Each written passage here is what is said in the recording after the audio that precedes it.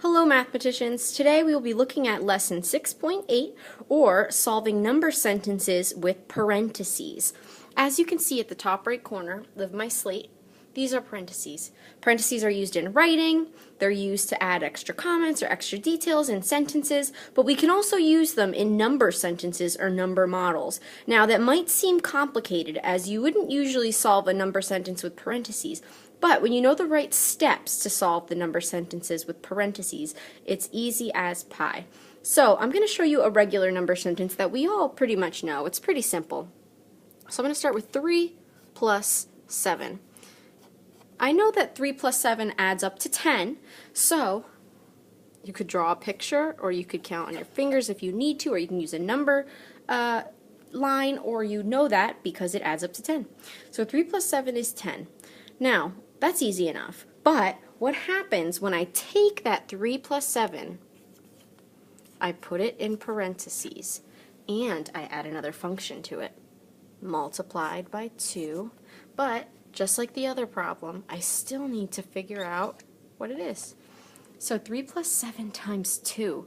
This may seem complicated, as I said before, but it's not. All you have to do when you're solving number sentences with parentheses is always start by solving what's in the parentheses first. Think about the parentheses as something super important.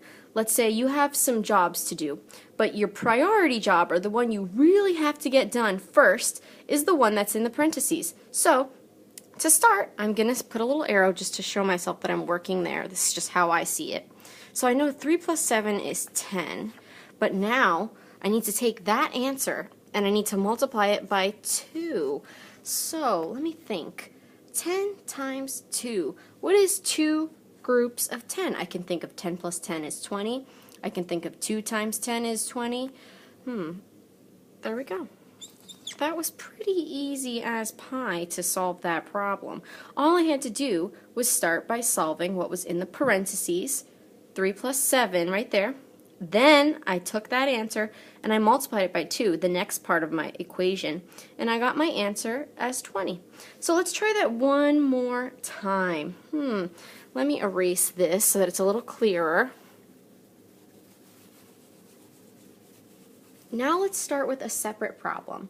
I want to start with, I'm going to make it a little complicated. I'm not going to have the parenthesis at the beginning, but I'm going to do 7 plus, let's see, parenthesis, 10 divided by 2. And we still need to solve this just like we solved the other one, so we need to figure it out. So the rule is, when you work with number sentences with parentheses, you must always solve the problem or the part of the equation that is inside the parentheses. They're most important, like we said before. So I'm going to put a little arrow to show that I'm solving what's in my parentheses. So what's 10 divided by 2? You can think of how many groups of 2 divide evenly or share into 10. And I know that 10 divided by 2 is 5. Think of multiplication. 2 times 5 is 10. Think of the fact triangle. 10 divided by 2 is 5. 10 divided by 5 is 2.